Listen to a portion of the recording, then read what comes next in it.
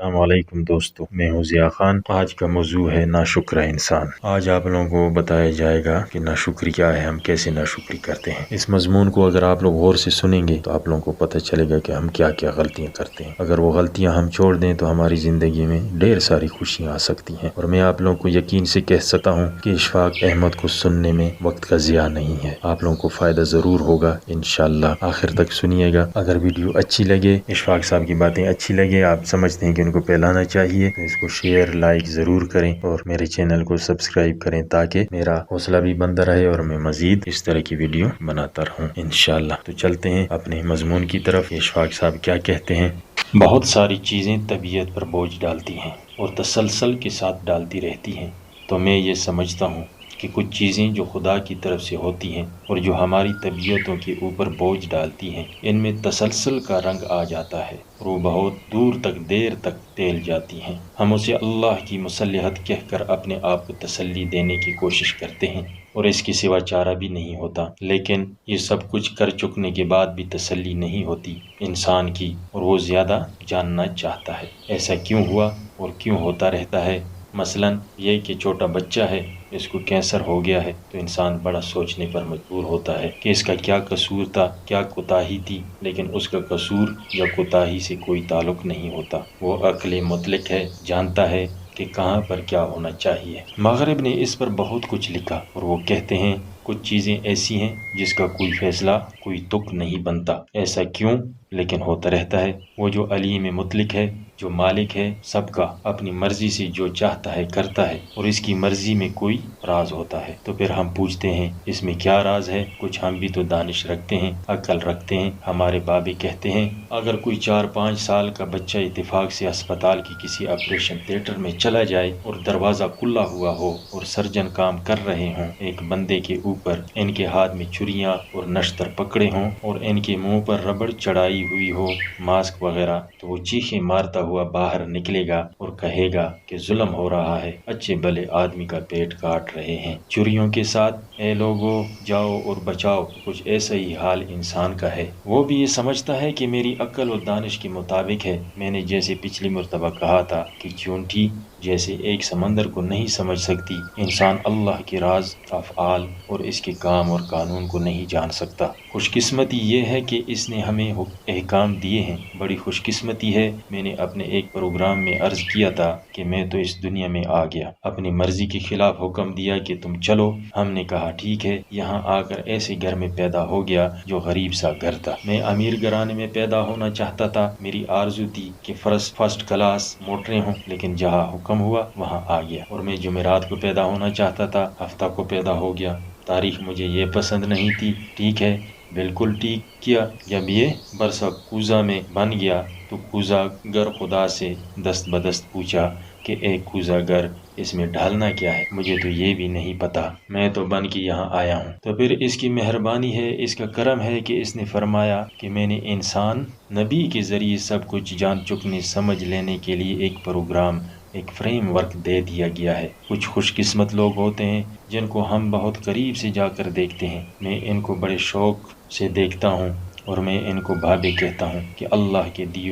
ہوئے احکام کو کس خوش دلی کے ساتھ اور کس محبت کے ساتھ وہ مانتے چلے جاتے ہیں۔ کوتاہی ہوتی ہے تو پھر اٹھ کر ماننا شروع کر دیتے ہیں، لیکن اس کے ساتھ انسانی کمزوری ہے۔ گرنے والا جو مقام آتا ہے تو وہ بھی ساتھ چلتا ہے۔ اس وقت آدمی یہ ضرور سوچتا ہے کہ یہ میرے ساتھ، میرے دوستوں کے ساتھ، میرے عزیزوں کے ساتھ کیا ہوا۔ تو اس میں عزیزان گرامی زیادہ کوتاہی اس بات کی ہوتی ہے کہ انسان جو ہے وہ بڑا بے صبرا اور ناشکر ہے، اور اس کی ایک خاصیت ہے، چھوٹے سے دبے کو پلا کر نہ صرف اپنی زندگی پر، نہ صرف اپنے علاقے پر، بلکہ ساری دنیا پر محیط کر لیتا ہے اور خود اس کے دائرے کی لپیٹ میں آ جاتا ہے۔ اگر آپ غور کریں گے تو مصائب اور مشکلات اتنی ہی شدید ہوتی ہیں جتنا کہ آپ نے ان کو بنا دیا ہوتا ہے، اور آپ کی ساری زندگی کا ایک حصہ ہوتی ہیں، ساری زندگی نہیں ہوتی۔ بندہ یہ سمجھتا ہے کہ یہ ساری کی ساری میری زندگی ہے اور وہ برباد ہو گئی، تباہ ہو گئی۔ مجھے یاد آیا آپ سے بات کرتے ہوئے، ایک منگ بادشاہ کے عہد میں ایک غریب آدمی تھا، گاؤں کا رہنے والا، بہت ہی غریب آدمی تھا، لیکن تھا وہ صوفی آدمی، روحانیت سے اس کا گہرا تعلق تھا۔ تو اس غریب آدمی کے پاس ایک خوبصورت گھوڑا تھا، اعلیٰ درجے کا گھوڑا دنیا اسے دیکھنے کے لیے آتی۔ اس نے بڑے پیار کے ساتھ اپنے گھر کے قریب ایک چھوٹا سا استبل بنا کے رکھا ہوا تھا۔ اس کا عشق اور کچھ نہیں تھا، اس کے پاس اور کچھ نہیں تھا، ایک گھوڑا ہی تھا اس کے پاس۔ بادشاہ وقت کو پتہ چلا کہ ایک گھوڑا اس کے پاس ہے جو کہ بہت اعلیٰ درجے کا ہے، تو یہ حاصل کرنا چاہیے۔ تو بادشاہ اپنے حواریوں کے ساتھ، امیروں وزیروں کے ساتھ اس کے پاس آیا، کہنے لگا، اے فقیر، مانگ، کیا مانگتا ہے اس گھوڑے کے بدلے؟ اس نے کہا، حضور، یہ بکاؤ مال نہیں ہے، یہ شوق سے رکھا ہوا ہے، یہ بیچا نہیں جا سکتا، یہ تو بیچنے والی چیز ہی نہیں ہے۔ اس نے کہا، نہیں، ہم تجھے منہ مانگی قیمت دیں گے۔ اس نے کہا، نہیں جی، میں نے بیچنا نہیں ہے۔ اس نے کہا، پھر غور کر لے، ہم تجھے ایک پرگنہ، ایک ریاست دیں گے، اس کے بدلے تو ہمیں یہ گھوڑا دے دے۔ پھر وہ بھی نہیں مانا، ضدی آدمی تھا۔ سودا چکتے چکتے معاملہ یہاں تک پہنچ گیا کہ اس نے کہا، آدھی سلطنت لے لے، گھوڑا مجھے دے دے۔ اس نے کہا، جناب عالی، میں نے بتایا کہ اس کا مول کوئی نہیں ہے، اگر یہ بکنے والی چیز ہوتی تو میں دے دیتا آپ کو، لیکن یہ بکنے والی چیز نہیں ہے۔ تو اس نے کہا، اچھا، تیری مرضی۔ جب بادشاہ چلا گیا تو گاؤں کے لوگوں نے کہا، تو کتنا نالائق و بیوقوف اور کتنا جاہل ہے کہ بادشاہ وقت تیرے پاس آیا، اس نے آدھی سلطنت آفر کی، اگر ظالم تجھے مل جاتی تو ہم بھی مزے کرتے، سارے گاؤں کے مزے ہوتے، تو ہمارا بادشاہ ہوتا۔ ظالم، تو نے کتنی بڑی حماقت کی ہے، کتنی بڑی خوش نصیبی کو گھر آئے دھکا دے دیا، باہر پھینک دیا۔ تو اس نے کہا، وہ عجیب و غریب آدمی تھا کہ میرا گھوڑا ہے، اس نے اس کا مول لگایا، میں نے نہیں دیا، اس میں خوش نصیبی یا بد نصیبی کی کیا بات ہے؟ یہ تو میری زندگی ہے، میرا گھوڑا ہے، خوش نصیبی تم کدھر سے نکال رہے ہو؟ میں نہیں دیتا۔ انہوں نے کہا، تو ضدی آدمی ہے، تو شروع ہی سے ایسا ہے اور تیرا مزاج ہی ایسا ہے، یہ کہہ کر چلے گئے۔ تھوڑے عرصے بعد کیا ہوا، صبح اٹھا چارہ ڈالنے کے لیے تو وہاں دیکھا کہ استبل میں گھوڑا نہیں تھا، استبل خالی تھا۔ گاؤں کے لوگ آئے، روتے پیٹتے، کہنے لگے، ہمارے گاؤں کا حسن تباہ ہو گیا، تجھ سے کہا تھا نا، بادشاہ وقت کے ساتھ زور آزمائی نہیں کرتے، تیرا گھوڑا تیرے پاس نہیں رہا، تیرے ساتھ بڑا ظلم ہوا، تو تباہ ہو گیا، برباد ہو گیا۔ اس نے کہا، میں کہاں سے تباہ ہو گیا، کہاں سے برباد ہو گیا؟ ایک گھوڑا تھا، چھوٹی سی چیز تھی، میری زندگی تو بہت بڑی ہے، یہ اس کا ایک حصہ تھا، حصے کے اوپر میری ساری زندگی کو کیوں پلا کر کہہ رہے ہو کہ چونکہ تمہارا گھوڑا چلا گیا اس لیے تم برباد ہو گئے؟ معمولی سی بات ہے۔ انہوں نے کہا، نہیں، تو بے وقوف آدمی ہے، تجھے اللہ نے عقل ہی نہیں دی۔ وہ پھر واپس چلے گئے۔ کوئی 1 مہینہ 11 دن کے بعد اس کا گھوڑا ہنہناتا ہوا واپس آ گیا۔ اس کے ساتھ 11 نئے جنگلی گھوڑے تھے۔ وہ کہیں بھاگ گیا تھا جنگل میں، اور جنگل میں جا کر انہیں سیٹ کرتا رہا، اور وہ سارے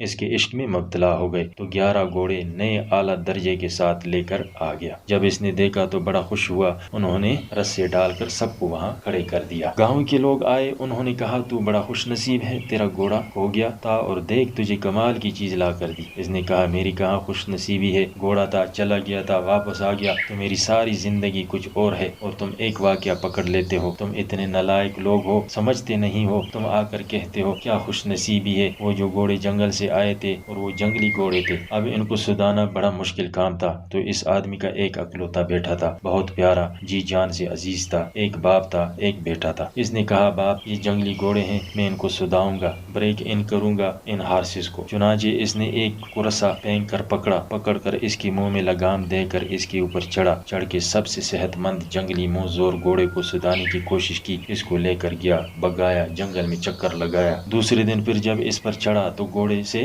گر گیا اور اس کی ران کی ہڈی ٹوٹ گئی اور زمین پر تڑپنے لگا۔ اس کا باپ آیا، اس کو اٹھا کر لے گیا گھر۔ گاؤں کے لوگ روتے پیٹتے آئے، تیری بدقسمتی ہے، تیرا ایک ہی بیٹا تھا، تو مارا گیا، تباہ ہو گیا، برباد ہو گیا، ہم تو رونے سیاپا کرنے آئے ہیں، اتنا جوان سال بیٹا، اس کی ران کی ہڈی ٹوٹ گئی، اب یہ تیرے کسی کام کا نہیں رہا۔ اس نے کہا، بھائی، اس میں میری بدقسمتی کدھر سے آ گئی؟ یہ میری زندگی کا ایک حصہ ہے، ایک بیٹا ہے، بیٹی کی ران ٹوٹ گئی ہے، مشکل آئی ہے تو ٹھیک ہے، تم مجھے سارے کے سارے کیوں کہہ دیتے ہو کہ تو مارا گیا، تو برباد ہو گیا، تیرے گھر میں تو بد نصیبی آ گئی۔ تاؤ ایک مذہب ہے، اس کے پیروکار بڑے وحدانیت کے قائل ہوتے ہیں، وننس کے ماننے والے، تو یہ جو ٹوٹے آتے ہیں ان کو نہیں مانتے، پوری زندگی کو مانتے ہیں۔ اب وہ بدنصیب باپ اور بدنصیب بیٹا اور ان کے 12 گھوڑے رہ گئے۔ تھوڑے دنوں کے بعد بادشاہ کی قریبی ہمسایہ بادشاہ سے جنگ لگ گئی، اور گمسان کرن پڑا۔ جنگ طول اختیار کر گئی تو بادشاہ وقت کو جبری بھرتی کی ضرورت پڑی۔ اس نے